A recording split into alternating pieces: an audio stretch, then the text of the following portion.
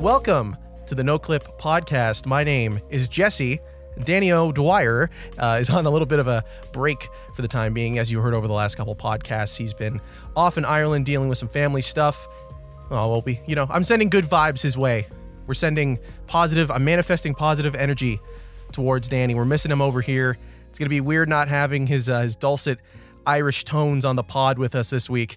But along with me, so you don't just have to listen to me for one straight hour talking, I've got the lovely Frank Howley. Frank, how's it going? Good. Thank you for having me on. Although I would say I would be down to listen to Jesse for an hour. You're very articulate. Stop. You're very bright, and I enjoy. That's why I'm excited for this episode. It's like, oh man, I want to see Jesse unleashed. This is gonna be great. But yeah, we do miss Danny. We love Danny, and it's kind of an honor to be continuing the No Clip ship for a few weeks as Danny's taking care of stuff. So again, I hope Danny's listening. Hope everyone's listening. But I'm excited to talk about Dying Light 2 and video games in general. Yeah, it's an exciting time to talk about zombie games. I've been playing Dying Light 2 for a little while here. Full disclosure, I did get a review code for the game from one of the PR companies. And yeah, I've been playing it for a little while now. I've really enjoyed it. Frank, you picked it up right around release, yeah? Yeah, I got it. I think the Friday it came out. I think as of this recording, I've maybe put 8 to 10 hours into it. Nice. Okay. How much have you sunk into it? 30 hours, something. Yeah. I don't know. Cool. Yeah, I'm a monster with this game. I'm in love with it. Like right off the bat, I'll say this is probably not just better than Dying Light 1. I think it's better than most zombie games that I've ever played.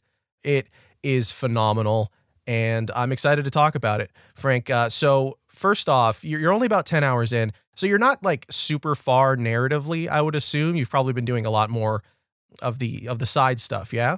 Yeah, I feel like just like the last like 24 hours is where it's like my we'll get into like every detail, but like my initial frustration is like, oh, this game is cool, but I feel like I'm getting my ass kicked. I'm dying all the time. I don't have cool powers. So I had to rein it in like, okay, let's focus on story quests so I can level up. And I found like I'm starting to learn the flow of the game. And so, yeah, now I'm actually at a point now where it's like, I feel a little bit stronger. I can navigate better and I'm enjoying it more. So it's like, I feel like it's starting to get its hooks in me. Yeah. The first initial like 5-6 hours were very slow. And I don't really know if I bought that right away. Like at the start, I was like, this is a little weird. I don't like this.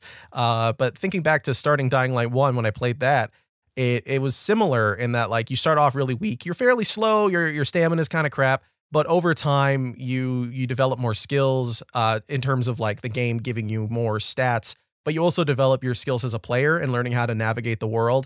And that builds up over time. I mean, from where you are right now, well, I can't even ask you what story things you were doing because I don't want to spoil stuff because it's still fairly new, this game. But what do you remember doing last, like in terms of unlocking stuff from the story mode? Let's see. I feel like I had to do a sequence where I'm still like I feel like the main headquarters is still this first church you find. You're chasing people down. You're running into thugs. I'm trying to think what the major lock is, and that's the other thing too. Is I feel like I can't remember clearly what's the main story beats and what are just side quests. Right. Yeah. Like so many of the quests have all these dialogue trees and things like that. But like the quest marker is noting, main story quest. I'm getting beefier unlocks. Yeah, they're very deep. The side quests are like super, there's so much depth to them. But I guess, yeah, to explain what Dying Light 2 is, if somehow you've missed the 900 advertisements that have come out over the last 6 months before this game's release, Dying Light 2 is an open world zombie game focused on parkour is what I was going to say, and hand-to-hand combat using weapons, your fists, and eventually grappling hook, which I want to talk about later. It's very cool. I know you haven't gotten it yet, but I'd love to explain the cool things that you can do with that. You're playing as a character named Aiden. He was an experiment for the GRE, which is like this game's version of this global CDC. There's an outbreak of a virus that happens, I think, not too early before right now in current times. eventually there's a cure that's found from the first game. So it's a sequel from the first game. It takes place not right after, I think 15 years after the first game. And in that one, Crane, the character that you're playing as, he dies. There's like a DLC that you play and he turns into a zombie and blows everything up, I think is the canonical ending that they go with for this one to build off of, because he's dead and you know, that place is gone. Haran, the old city, is gone.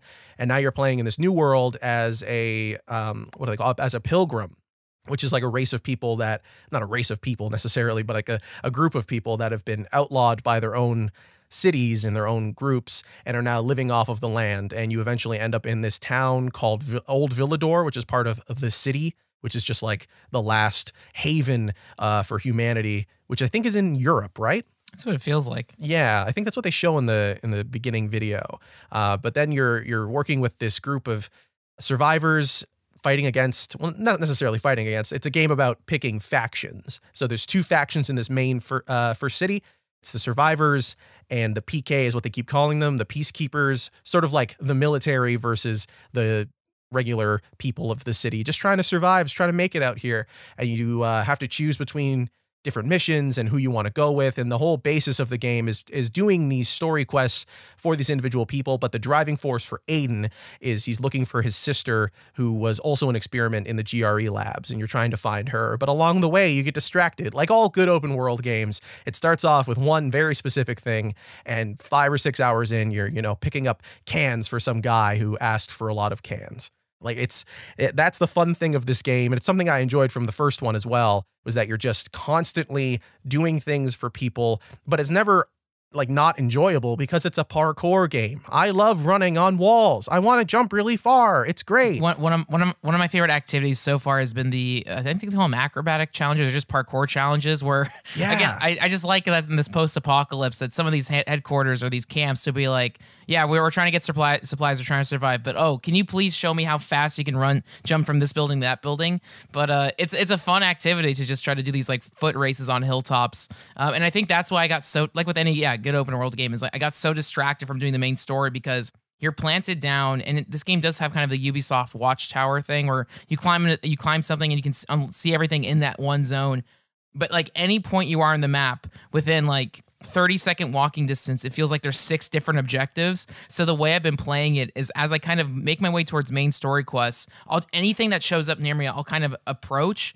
And the more I've played, I've kind of filtered out like, okay, what stuff is like repeatable? What's a completely random event that's always going to happen? What is something that's essential to knock off? What's like a side quest? What's a story quest? So I'm getting better at it. I feel like I don't know, I probably had this ability the whole time, but I'm just now paying attention. The way of leveling up in the game, it feels like it takes forever. But one thing that accelerates it is there's these things called inhibitors, which are like level up coins or whatever you'd call them. So I'll be doing I'll be doing a mission, and then you're on the bottom left, first thing on the corner of your screen, you'll have a little UI pop up that's like inhibitor detected. That was perfect. Whatever I'm doing, I will stop and I'll just beeline there. And once I've realized that, now I'm starting to level up a lot faster. And it's like, oh, okay. And then the other thing I've also done is I changed the difficulty to easy because when I started, I was like, oh man, this is tough. I also had that 500 hour number in my head, which I know isn't fully accurate, but I feel like again that was kind of a bad thing for them to mention. So I was like, you know what? I'm just gonna bump it down to easy. And already I found the game much more enjoyable and easier to tackle. But I don't want to like unlock too many strands right now of the conversation. We were still discussing the main story stuff. I guess. Yeah, Jesse, you're now 30 hours into it. How are you enjoying the flow of the game? Do you have like a satisfying loop? Are you still just checking off everything in the open world map? Are you following the mission? How are you playing the game right now? Yeah, right now I'm kind of focusing more on doing whatever I feel like doing. If there's something nearby, like you hear the GRE key tell you that there's something nearby, which like, how does that thing have power? How does that work? Is it solar powered? Whatever. But it's constantly telling you stuff, and I'm just listening. There's a side quest nearby. I hear someone yelling for help. I'm still doing those encounters that randomly pop up. Like throughout the game, there's these little moments where characters will be like, "Help! I need help!" and they'll shoot like a flare, and they need I'm running out of immunity. And I'm just doing those things while I'm also still doing main quest stuff whenever I feel like doing it. I'm also sort of focusing on just clearing side quests. because I think they're kind of the best part of the game. The main story stuff is kind of whatever. Like every time there's a flashback for Aiden, I'm like, I fall asleep. I don't care. Like Mia, and I'm like, okay, whatever, sure, I'll do this cutscene that I have no choice but to watch. But then you do the side stuff, and yeah, you're talking about the depth earlier, and it's crazy. But yeah, story-wise, so the game is split into 2 areas. Old Villador, which is where you spend probably the first half of the game. The rest of the city, I forget if there's a name. I don't think there is. But when you get there, it's a totally different setup. It's the same to the first game. In Dying Light 1, you spend the first half in this sort of smaller town, which has a lot less tall buildings. It's a lot more focused on like parkour within smaller villages and running at night from enemies and stuff. And this one, in the second half of Dying Light 2 or Dying Light 1, that is more like tall buildings. It's more built out. It feels more like a town, quote unquote, where you see a similar thing in Dying Light 2, where, yeah, the starting area is very small and very straightforward. And the second area is really tall. And also, Rosario Dawson is there for some reason. She just shows up and you're like, cool, I like this. But yeah, story mission wise, I think I am playing the game in the way that like is the most fun, which is just doing whatever you feel like doing. Because the parkour is the drawing element, I feel like, of Dying Light 1 and now of Dying Light 2, where you're just running around and you're trying to figure out the best way to get from point A to point B. And along the way, you're interrupted by random things. And when you let yourself get interrupted, you fall in love with the city, I feel, more and more. Are you approaching it the same way, Frank? Yeah, I feel like that's definitely happened because I'll be running on top of buildings and then there'll be an encounter or something below or a collectible and I'll drop down and be like, oh, this looks like fun. Maybe that's what it's like being a superhero, or kind of it's like this in the Spider-Man game. It's like, okay, let's go down. I feel like I'm already starting to prioritize. I really enjoy combat with like humans, like the thugs. Yes. The zombie combat is kind of, I mean, maybe as you unlock more stuff, like there even is one of the features of the game is parkour combat, which you combine your combat and parkour together, which is pretty good. And I found so far, like a lot of zombie combat is pretty mushy. You're just, okay, hitting them. I feel like I just unlocked how to craft Molotov, so now I'm abusing that, which is the most satisfying thing. So it's starting to unlock of like, oh, I get how you play this game now. A lot of times you are encouraged to even just run away from zombies or avoid them, but fighting the melee thugs the melee combat is so satisfying. It reminds me a lot of Condemned, where you're fighting, vagrants with sewer pipes, stuff like that. Like, yeah, it's really cool. You can do this thing where you counter, they get stunned, and then you do leapfrog, you leap over a guy, and then you jump kick someone else, and you can just chain this back and forth, which I guess kind of similar to how like the Batman Arkham games are, but you're doing this from a first person perspective, and it's so silly, but also extremely satisfying to pull off. Yeah, the first person combat in this game is incredibly dope. Like, I know there's a lot of complaints about mixing parkour and hand-to-hand combat, especially with the first Mirror's Edge game. That was a huge complaint. Whenever you had to suddenly start fighting someone with a gun, it was just aggravating because it's like, I just want to be running. That's all I care about. But in this game, there is actually a lot of enjoyment to be found from just randomly showing up in a fight in the middle of running to something and drop kicking people. Like, the first thought I had when I was running through a city and stopped to do a couple encounters was like, I feel like I'm playing Spider-Man. Like when you're playing 2018 Spider-Man, there's those moments where you stop and you kind of get into a fight, and it's just a little pit stop on the way to whatever you're going to do. And there's some degree of enjoyment with that because, like, yeah, you're incorporating the parkour into the combat, and it's giving you an opportunity to figure out how to go from the ground back to the roofs and running through those areas and stuff. So there's that like level of enjoyment. I know Danny had this video that he did about how like Spider-Man is a Tony Hawk game, like a Tony Hawk style game.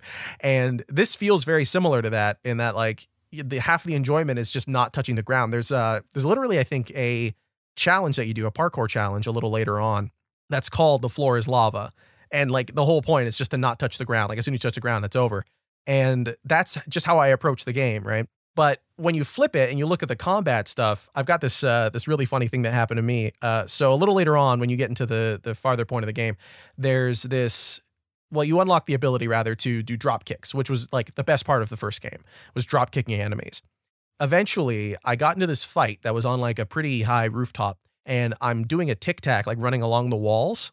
And I just like instinctively, I was like, okay, why am I going to just land and fight this guy? I should do a drop kick as I'm running on the wall, and that's how I'll land. And I kicked him off the side of the building, and he plummeted, and I laughed my ass off for like 10 minutes. That was the rest of the fight for me. It was just drop kicking people off of buildings. This game nails that first person combat, which I feel like is so hard because you did Chivalry 2 recently. You did a lot of footage for that. Yeah, yeah. And that's like a hard translation, I feel like. That was something they had such a tough time nailing, was getting that first person combat down. And obviously this one is not as detail oriented with the mouse movements, but it is still fairly challenging, I feel like, to make a first person combat system work. Have you played a lot of games other than Chivalry 2 that have done something like that? I'm trying to recall what else would have it. Like again, the first thing is Condemned. Like there is first person combat in the Oblivion, Elder Scroll games like Oblivion and Skyrim, but I feel like even those were very mushy and weren't completely satisfying. But I think what makes Dying Light's melee combat works is every hit is really crunchy. And whether you're parrying them, dodging it, like the game will manipulate time or adjust things where it feels really satisfying. Maybe similar to how a character action game would play, like Bayonetta has the witch time, or Devil May Cry has their satisfying combat feel. But Dying Light, yeah, when you get a melee weapon, you just whack somebody over and over. It feels pretty good, but I still feel like I'm missing out until I upgrade my stuff. But I'm excited to see what more abilities I get. Yeah, the upgrading system, like the crafting system for this game, there's so many systems within it. So many different things that you can do and unlock and focus on that are interesting, but also like feel like they get bogged down. And I feel like I'm not interacting with them as much as they should. Like there's the upgrades that you can get for certain weapons, like fire and lightning, but there's also other stuff you unlock later that like can blast enemies in the distance, or you can like use it to move a bunch of them just like a small distance if you want to stun them and then jump off of them and stuff. Like there's a lot of cool things like that, but I'm also like just so overwhelmed by the systems. Like there's one thing in this game that's very different from the first one, which I'm like curious if it was a smart decision. I'm still not 100% on it, is the inclusion of the virality, like the infection. So you start off the game and you get bit and you're infected, and that's like the whole thing with the game, is that's why it's called Dying Light 2 Stay Human, not a colon there, by the way. So you're supposed to read it like Left 4 Dead, I feel like. So Dying Light to Stay Human, much like Fantastic Four, Fant Four Stick, this is this is very similar. But the whole point is that like you're supposed to avoid going into the dark for too long, or you'll eventually turn into a zombie and then you just die. No like serious negative repercussions to death other than losing out on experience points that weren't banked. So if you're like doing a long run and you fall and die, that's kind of it. Same thing with the zombies. When you turn into a zombie, there's not a huge issue with that, but it does constrain, especially early on, how much time you can spend inside of buildings looking for things. But I don't feel like it's that much of a problem just because like they give you enough resources to deal with it. And it's actually like a good incentive to make sure that the player isn't just looting forever. So they do have to kind of go out and look for UV lamps and unlock stuff so that they can spend more time outside at nighttime. Have you done much of the nighttime stuff? And more specifically, I think, have you noticed a difference between Dying Light 1 and this one? You've played Dying Light 1, right? Yeah, I feel like Dying Light 1, the only conflict with going out at night is zombies are harder, and so there's more, and I think there's more mutations, so it's stressful. But with Dying Light 2, yeah, there's this new virality meter, and the only thing that cures it is getting into UV light, or you can take mushrooms or inject yourself to stay up, to stay human. The first time I experienced that, it really pissed me off because I was trying to loot, and it's like, oh, I didn't have any of the items available to me.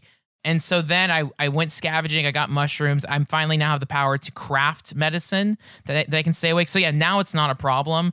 There is like a little risk factor because there's some rooms that will have chests, but there's, I don't know, chemicals, and I forget what the in-game constraint is, but there's a reason. Yeah. So when you go into these like radioactive zones, your timer is accelerated by like I don't know 500% or something. So you'll have 5 minutes, and all of a sudden it's, oh, you have 45 seconds. Get out of here. So it kind of adds a pressure, which at first is annoying, but then the more you level up, it's extended. So I think at the start it's 5 minutes. Now it's minutes for me. And so I'm getting into the flow of it. But I did like what you say is like it kind of does force you to keep moving, whether it is the zombie meter or actual zombies. Like I feel like stuff is always respawning, so it's keeping you moving, again, pushing you to do the parkour, to flee and keep it going. But it's not it's not so brutal. And I think, again, maybe that's a matter of me adjusting the difficulty so that I can kill stuff faster. There's a little bit more survival resources I can find. So I was able to adjust it to a sweet spot that works for me. Yeah, no, that makes a lot of sense. Knocking it down to easy, I feel like, was probably a smart move because it gets you closer to that kind of enjoyment of the game where you're not fighting it all the time. You're just kind of having fun with it. And this is the kind of game that's good to have fun with. It's a thing that I think people should just approach open world games with in general. Like a lot of people are like, I want this to be really challenging. And you turn the difficulty up and most open world games will just go, here's more health for the enemies. So they take longer to kill or they deal more damage, whatever. It's fine. There's different ways of handling difficulty, but I feel like that's a fun thing about open world games is that when you kind of crank them down, they become something that you just kind of enjoy playing. And speaking of open world games, I think, Frank, we were talking about it before we got on the pod here. This game is very evocative of a lot of different open world games. It's kind of hard to escape the comparison to Far Cry, I feel like, right away. That was the first thing that came to mind for me. Zip lines, you've got a paraglider in this one that you unlock a little bit later. There's like a swingable grappling hook, which is the coolest thing ever. And you climb towers to unlock nearby locations. You have a set of binoculars that you can use to like see what kind of enemies are at outposts, and you have to kill certain enemies to clear the outpost. And then your team comes over and they take over the outpost. Were you getting similar vibes to that? Yeah, I'm trying to think of, because it was definitely the Far Cry Ubisoft stuff. Also like the Division. I feel like even the UI and just the amount of collectibles is kind of reminding me of the Division. It also even has the now a gear system because even Far Cry just introduced gear in the latest one. Although I feel like I feel like the gear system in this one seems a little friendly. It feels like loot is dropping fairly consistent, and it doesn't seem like a burden to pick or choose what's more important. There's kind of so many stats on a lot of items that it feels like just no matter what you pick, you'll be okay. I don't think gear is going to make or break you, but there is a little bit of that loot. There's also weapons you can select. But yeah, the open world stuff, it is also quartered off, I feel like. On the map, it's like, okay, this zone is for people level 1 to 2, rank 2 to 3, rank 3 to 4. So that's a nice way of not pushing you until you totally get screwed. And also, just the climbing and the stamina meter reminded me of Breath of the Wild. Yeah. That's big Breath of the Wild vibes. So that's why immediately I was just like, okay, I have to crank up my stamina. I hate like climbing up a building halfway and falling. I don't know if there's stamina. Is there an item in this game that lets you boost your stamina or like refill your stamina? Boost your stamina while you're running? Not that I'm aware of, no. If you're already in combat, I think you just have what you have. I'm not 100% on that, though. Yeah, so I did boost the stamina just anytime I level up. So yeah, there is that. And then also getting distracted by like the inhibitors, which level you up. That's exactly how I'd play Crackdown. Yeah. Which also had I think when you're running around in Crackdown, there's an extremely satisfying, almost like crystal sound effect when you get near the orbs, and you just, again, you hop along, you jump, you seek them out. Very similar to what I'm doing now in Dying Light 2. And then also parkour. I feel like the first game. Well, I feel like the first like open world game that really kind of established the whole parkour thing is the Assassin's Creed stuff. Also Ubisoft. Even at the top of watchtowers, there's mattresses spray painted that lets you know, okay, you can jump down here and you're safe. Yeah, like little things that you can land on, and the game even gives you an accessibility option to be like, do you want help so that when you try to land on the mattresses with the blue X, that like it's easier to land on those? Because they're like, we know how much it sucks to jump off of things and die. It's the worst. It's the way that I die in Dying Light 2 the most often. It's so frustrating. It's funny, by the way, that you mentioned the Breath of the Wild comparison, because I think that's something that a lot of people were concerned about with Dying Light 2 was the weapon degradation system, which was a huge complaint for a lot of people with Breath of the Wild.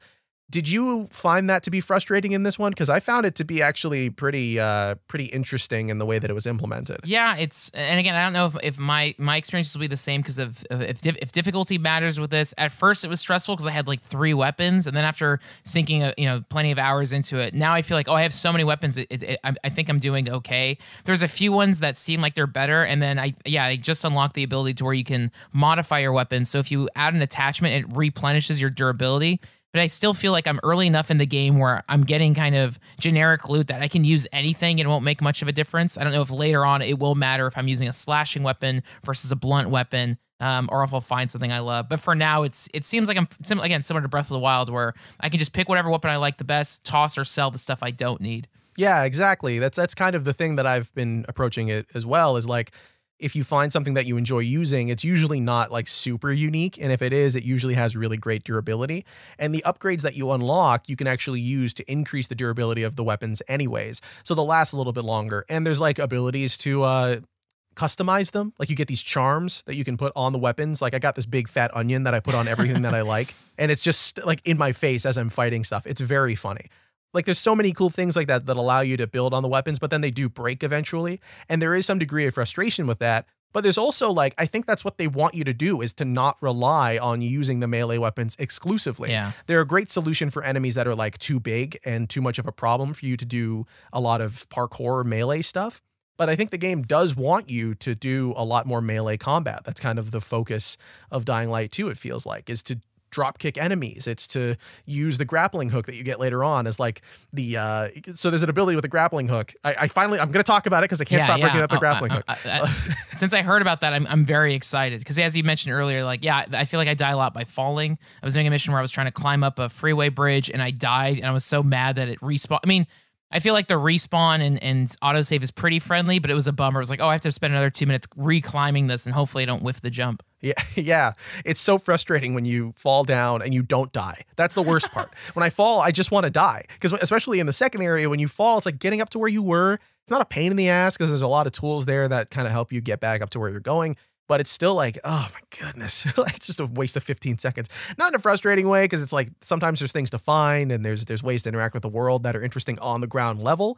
But at the same time, yeah, it's like, I wish I just died from this. Why did I have to make it with like a sliver of health? Then I got to use medicine to heal myself and get back up. Anyways, grappling hook, very cool. So in the first game, in the second half of Dying Light 1, you unlock the grappling hook fairly quickly. And this is like a zip to point system in the first game, where you point at where you want to go and it's kind of tracking the locations that you could zip to, and you press it and you zip. And it was cool in the first game because like when you're jumping off of something and you think you're not going to make it, you can do this really cool like Spider-Man swing and pull yourself towards the building. So you feel like a badass, it feels really cool, and it keeps your momentum up so you're not sacrificing your speed or anything to get across a large gap. In this one, the grappling hook is more like a swinging system, so it's even more like Spider-Man. Like it's more of a physics-based thing where you become a pendulum and you're kind of swinging from point to point, or you're climbing up the rope. But the coolest thing about it is the way that it interacts with the world. So the grappling hook in Dying Light 2 is a lot more like the grappling hook in Halo Infinite in like really cool ways. So you can pull, you know those exploding gasoline tanks that you find, classic red barrels? Yes. So you can pull those towards you with the grappling hook, and then like set them off and chuck them. And that's dope. That's so dope.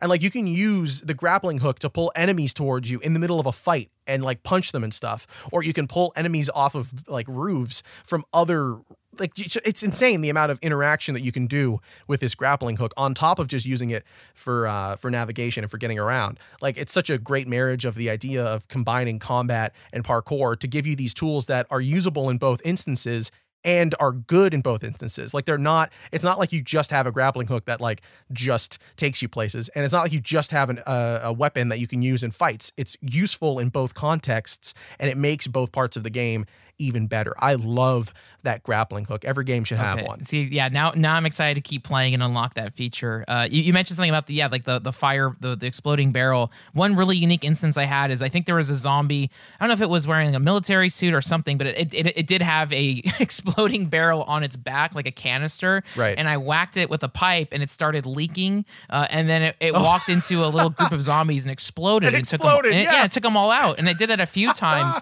And it's like, oh, this is so cool. Like what a nice moment. So yeah, now knowing that you can grab the barrels and toss them back would be so much fun, because yeah, like I said earlier, but once I started using Molotovs, I was like, oh, it's so satisfying. And so yeah, I'm excited to see more ways to kill zombies, to nuke giant packs of creatures.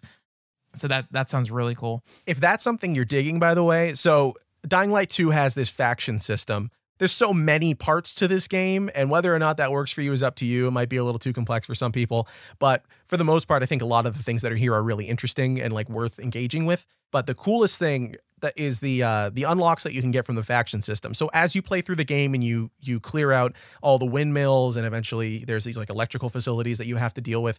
Once you unlock all of those for an area, you get to choose which side gets that area. And the more that you give each faction different resources, different locations, you unlock different abilities. So the survivors tend to give you more parkour focused skills. Like they give you this trampoline that you get, like it's an airbag on the ground, and you can jump on it and it like propels you up into the air, which is dope. They give you more zip lines, which is great because, you know, sometimes getting across buildings before you get the grappling hook is a bit of a pain in the ass. So it's nice to have more zip lines. Or they give you, like, later on, one of the later ones, I haven't even unlocked this yet, but one of the later upgrades is you can use the zip line both ways, which, like, thank you. I've wanted that this whole time, and I can finally get it. But then on the other side, and Frank, you'll love this, if you go with the Peacekeepers and you give them stuff, they give you combat stuff in the world. So there's these, like, cars all around the city, because of course there are. It's a zombie game. There has to be abandoned cars, right, full of loot. But in this one, if you approach the cars, you can set off like an alarm that pulls all the zombies towards it, and then the car blows up. And that's just like an ability you get from picking the PK faction. Or there's like these giant spike trap barrel things that are like hanging from streetlights, and they'll drop down and just completely just ka-chunk all these enemies at once, whoever you have in that area. It is so dope. There's so many things like that. So when you're picking, Frank, I don't want to say just go with the PK, but it sounds like you would love going with the Peacekeepers. That sounds dope. Yeah. Again, I like that there's different ways to play. You can focus on combat. You can focus on parkour. Again, when I first started playing, I was like, okay, this is cool. When do I get guns? And then a friend told me like, oh no, there's no guns in this. I was like, what?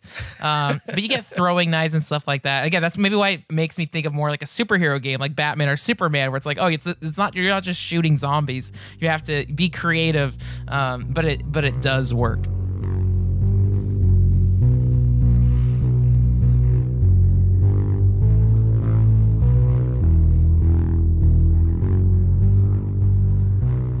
Do we want to pull out a bit and talk about just Dying Light and Dead Island as a franchise, like all the Techland zombie games in general? Yeah.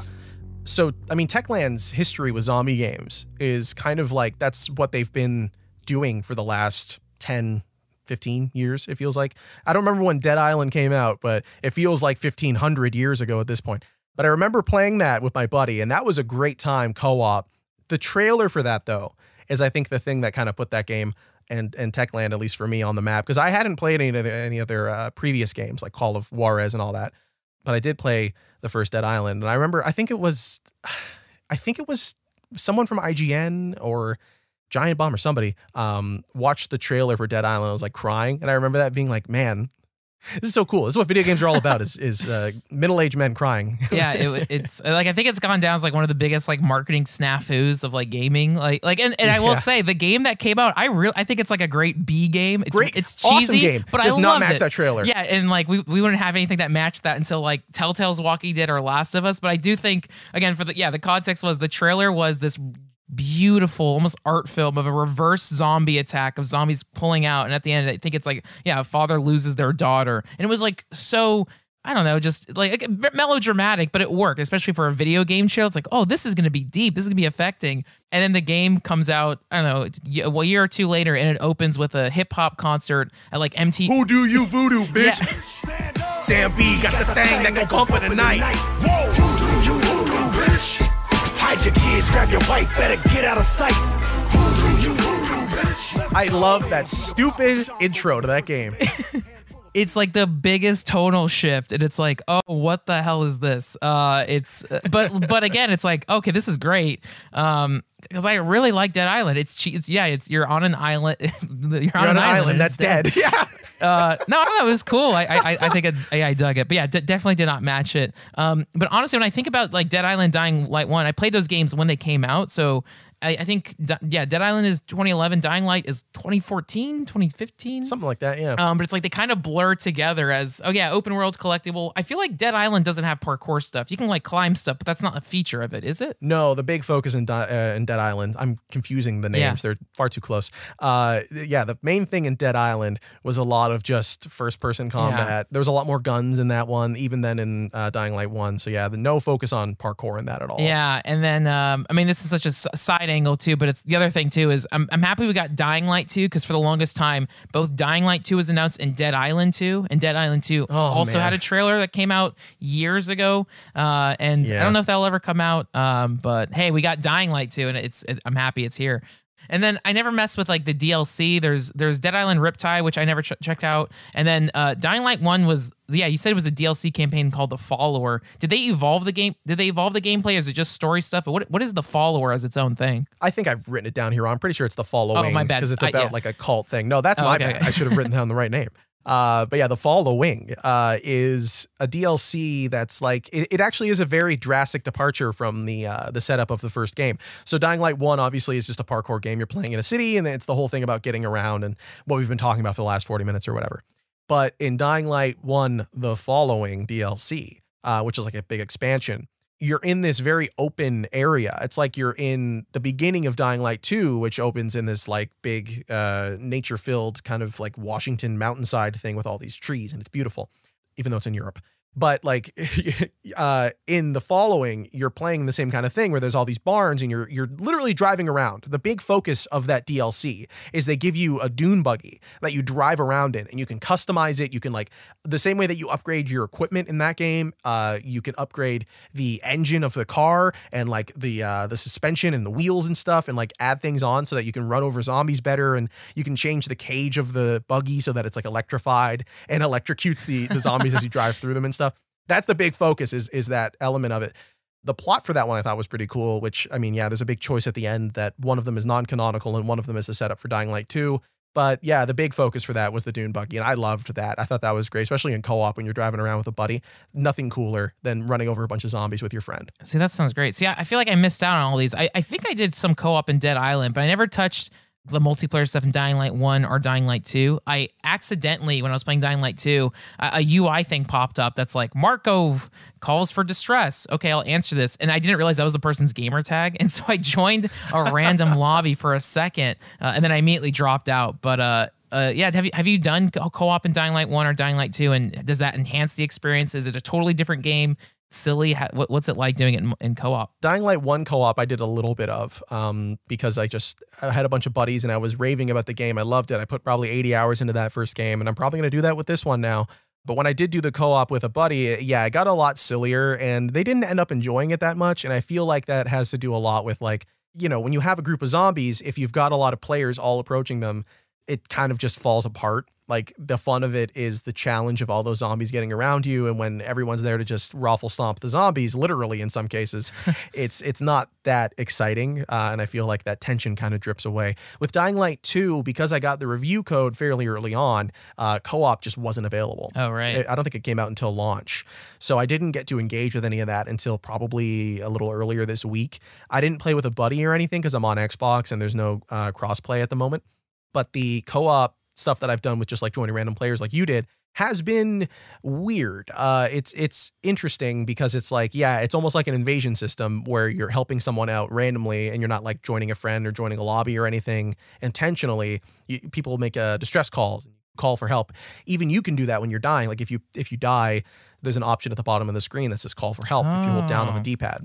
Yeah, and if you do that, that'll like signal to players that you need some assistance and they can join your lobby and kind of help you out with enemies or bosses or whatever you're fighting. So there's a cool like incentive to interact with the online stuff, but it doesn't seem as integral as it did in the first game in terms of like they want you to do the co-op, even though I don't think it's really all that fleshed out.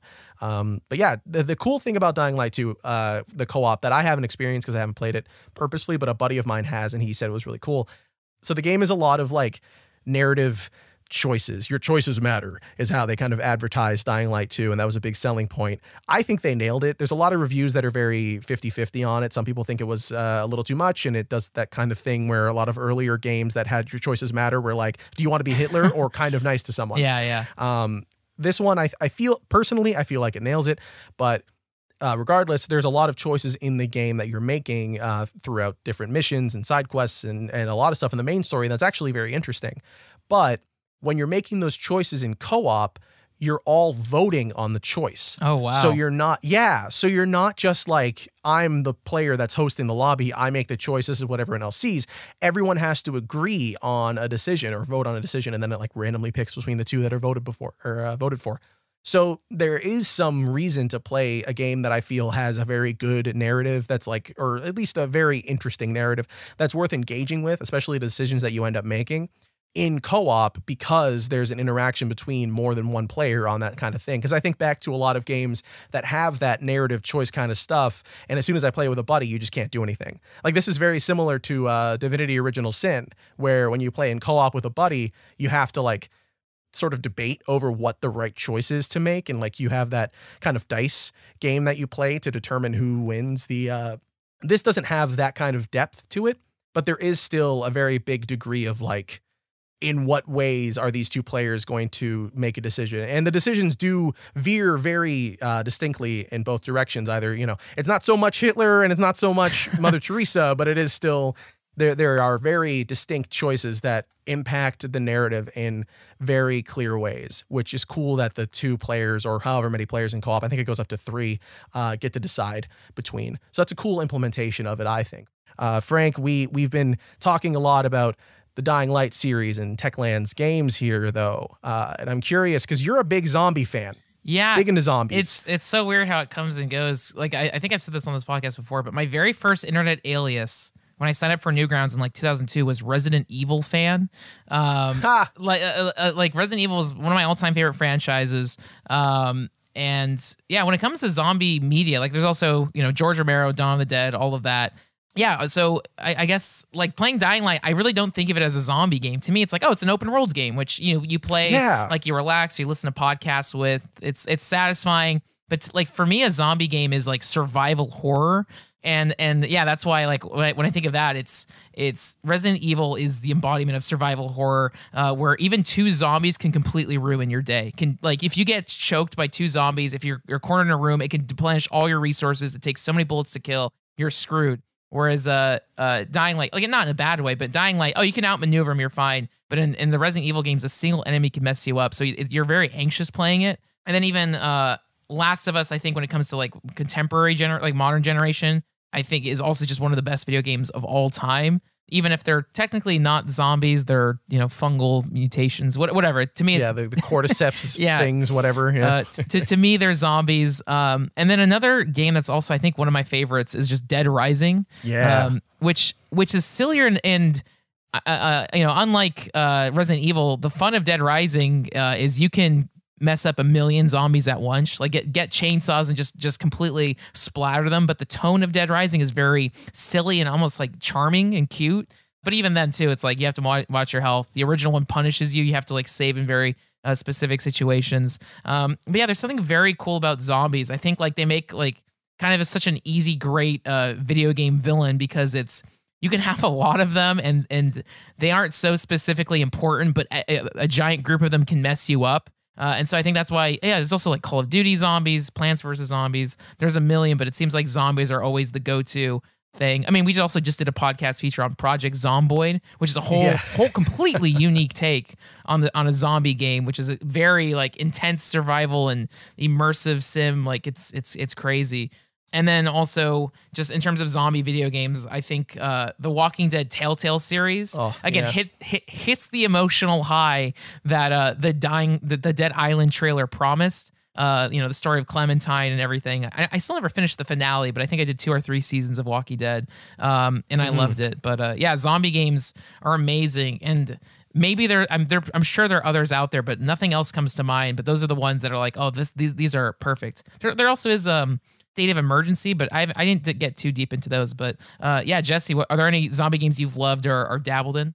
Oh, you know, it's really funny because you mentioned the kind of goofy nature of Dead Rising. And Dead Rising 2 for me was kind of the big zombie game. Yeah. I played that co-op with the same buddy that I played some of Dying Light 1 with, so that was cool. We've been playing co-op games our whole lives. Shout out Zamir if he listens to this. Probably not, though.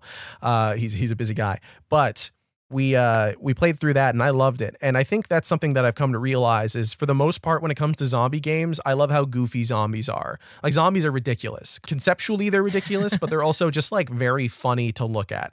Like, you know, I watched The Walking Dead up until the point that Shane is gone. And I stopped watching because I love me some Jon Bernthal.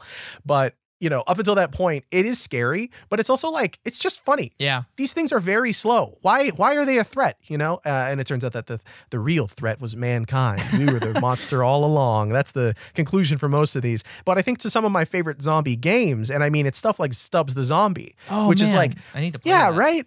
Yeah. It's amazing. There's a version, I don't know if it is still free. I don't think it is, but I grabbed it when it was up on the Epic Game Store thing for like a week. And I checked that out again. Man, nostalgia through the roof, but it's also still very funny and like actually relatively like enjoyable in terms of the mechanics and stuff, like detaching your body parts and throwing them and stuff. That's great. I love playing as a zombie. It's the only time I think that's ever worked. But yeah, stuff like Left 4 Dead, Dead Island, and like you were saying, The Walking Dead season 1, man. That keep that hair short. You got it. Whatever you want, buddy. I'll do what you say. Season 2, I was a little iffy on, and season 3 I thought was fine. But yeah, for the most part, I think like The Walking Dead season 1 is still kind of the pinnacle of zombie media in general for me. There's a lot of really good stuff out there, but the way that story is told and the stuff that you go through in that game kind of unmatched for me in most games. Because I think about like what makes a good zombie game, and I feel like, and I'm totally pretending that I came up with that question and not you, Frank.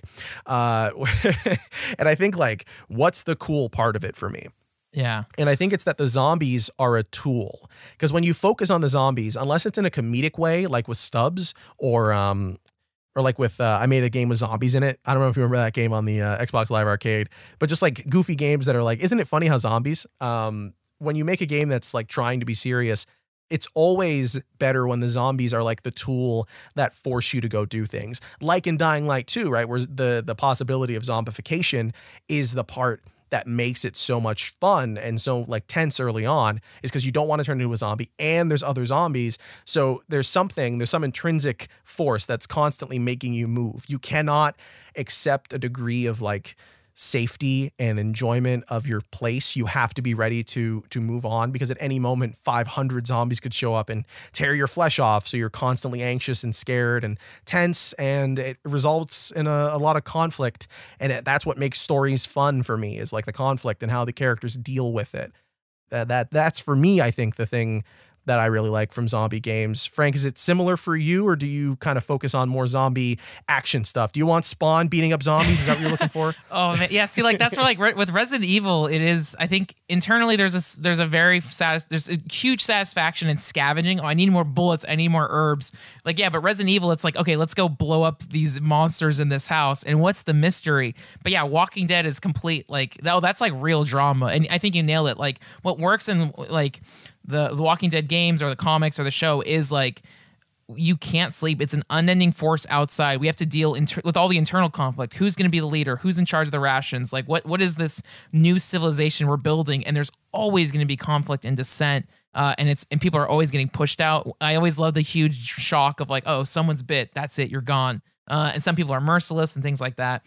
Yeah, it's weird because like, I think even how I wrote like the scale when I wrote my list, the order of the games I put: Dead Rising, Resident Evil, then there's Last of Us and Walking Dead, and I think those are the goofy to least goofy. Yeah, right. Like that's the scale. That's the scale of like, because Last of Us, like the great, like one of the greatest stories in gaming.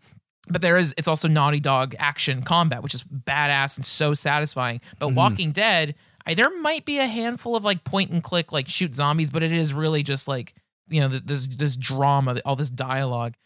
And then also separate, again, like when it came out, I kind of knocked it as a B game, but I feel like I've really grown in my appreciation for this. But Days Gone, which came out like near the end of the PS4 cycle, is such a great, I think I will still say, underrated game. I'm surprised. Like I played Days Gone, but I played like 60 hours of Days Gone, and like that doesn't just happen. Like it was really, I loved that game. You know, it's open world. The thing I think that makes the game so much fun is you have a motorcycle, but you have to, I'm out of gas. I better run to the nearest gas station. And that is real conflict. And again, maybe on the way to the gas station, you'll find collectibles or side quests, or there's a giant roaming horde of zombies. And I think that's like the only game that's really done that. In Dying Light, you'll be chased by like, there's a cool mechanic. There's like the chase system, and it's almost like Grand Theft Auto in Dying Light, where Dying Light 2, your chase will like level up. Oh, level 2, level 3. Some even crazier zombies have joined the squad, and you have to outmaneuver them. In Days Gone, there's the horde system where, and Walking Dead, I think like the comic has this too, where it's like, a horde of zombies is just a massive pack of like hundreds, and if they come towards you, you're like screwed. Later on in Days Gone, like the first half of the game, you have to run away. Second half of Days Gone, you team up with like soldier dudes, and you have like huge blast power, and you can start wiping out the hordes throughout the entire map. And then it's just such an awesome, huge journey. And I'm every day hoping, like, I want an expansion, I want a sequel. Like, I really want more Days Gone. Yeah, that game's definitely got a renaissance, I feel like, over the last couple of months, where a lot of people are realizing, like, oh, yeah, this actually was a really cool game. It just fell at the end of this cycle of everyone kind of getting tired of zombie games, which, fair. That was the whole generation, it felt like, for the Xbox 360 and PS3. Yeah, like zombies and open world stuff. So it was like, oh my gosh. I think after a wave of so many like big prestige titles, it's like, oh, you know what? There's something kind of fun and satisfying about an open world game. And I think that's how we opened our conversation today, even before we recorded, is like, I had such a kind of like big fun month, and I'm starting to wind down, get back into work stuff, and like, oh, there's something really satisfying about playing an open world game, because you're opening up, when you open up the application, it's like, okay, I'm gonna play this game, but what specifically am I gonna do? I don't know, what is my call to adventure? Oh, there's a side quest here. I'm gonna go do this for a bit. Oh, I'm gonna go in this building and grab this collectible. It's like it's almost like a buffet of little fun activities, and like, oh, I think I've had my full. I'm gonna put this down. As opposed to like, if I'm gonna play Street Fighter, I know I have to be disciplined. I have to I'm gonna grind this thing. But with an open world game, it's like, oh, maybe I'm gonna end up doing races on of buildings. Maybe I'm doing this or that, and it's really satisfying, like relaxing with an open world game, checking those boxes. Even if the irony is like you're still doing brutal hand-to-hand combat and seeing skeletons splattered on the ground. Literally stomping them from rooftops. Yeah, I mean, no, I'm 100% with you, man. I completely agree. Like, there's so much fun in this game to be had. It's a great like pick up 15-minute kind of thing too. Like, if you just want to do a challenge, or you're looking to waste 15-20 minutes or something, this is a great way to spend your time, I feel like, if it's the kind of thing that you're into. And there's so much stuff we could talk about. I would love to someday talk to the developers about their design process with the world, and especially with the quests. Yeah. I feel like the side quests in this game, if more people end up playing it and getting really deep into it and putting a lot of time into the game, they're going to notice that this stuff is monumental. Like, there's so much going on, and there's so much variety and so many organic ways that your interactions with the world play out narratively. I feel like this could be a really great case study for quest design moving forward. Hopefully they do a GDC thing. If not, who knows? Maybe one day in the future of NoClip. But hey, I think that's a podcast. Frank, what are you saying? Got any final thoughts on Dying Light 2? I will say, I guess, like what I don't know if I haven't played it on PC. I don't know if like the PC version's stable. But on the PlayStation 5, I haven't had any bugs, so that seems like okay. It seems like they nailed the launch. Has it held up well on the Xbox? Yeah, the patch version that we all got to play with the review code ran fine. There's a lot of bugs. There's one actually that was really funny yesterday. Obviously people have been talking a lot about the bugs with this game. I feel like a lot of people want this to be another Cyberpunk 2077 situation, which feels unfair. But yeah, there was a great bug where like a character wouldn't talk to me because it was stuck in this animation where its head was like caving into his corpse, constantly spinning around, and I couldn't talk to him in his last moments. So I had to do something for like 10 minutes and come back and figure that out. But outside of little technical things like that kind of just plague all open world games at this point, yeah, no, I didn't notice too many things that were like crazy over the top. Although a lot of reviews have stated that there's some black screen issues on PS5 and some save issues that have been going on some Xbox consoles. So yeah, I mean, if you're listening to this and you're kind of on the fence about the game, be wary of that kind of stuff. But for the most part, yeah, for me, it hasn't been an issue. But Frank, you've been playing on PC. Did you get to mess around with the ray tracing stuff at all? Oh, my bad. I meant PS. I'm playing on PS5. Sorry, PS5. But my bad. No, it does have graphic options on PS5, and I think I always just set it to frame rate, whatever I forget what they classified as, but I always just set it to frame rate. But it looks really good. That's why I was like kind of like almost upset where the game opens. You're in this really beautiful forest, and it's like, oh, this is going to be awesome, and you're immediately in a city.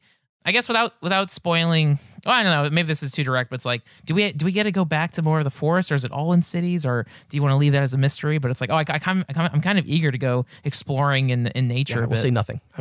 Okay, cool. It's cool. That's all I'll say. Yeah, and I think that's what I loved about Days Gone. It's like, oh, you're actually like hiking. This is cool. But yeah, Dying Light 2, I dig it. Yeah, I think I will stick with it. I don't know if I'm going to commit to beating the entire game if it's really long, but hey, I'm having fun with it now. I haven't even bothered looking at like achievements or trophies because there's just so much to do inside the game itself. It always feels like I'm making progress. So yeah, and again, now that you've mentioned there's a grappling hook, it's like, okay, that's going to be like my incentive to keep going.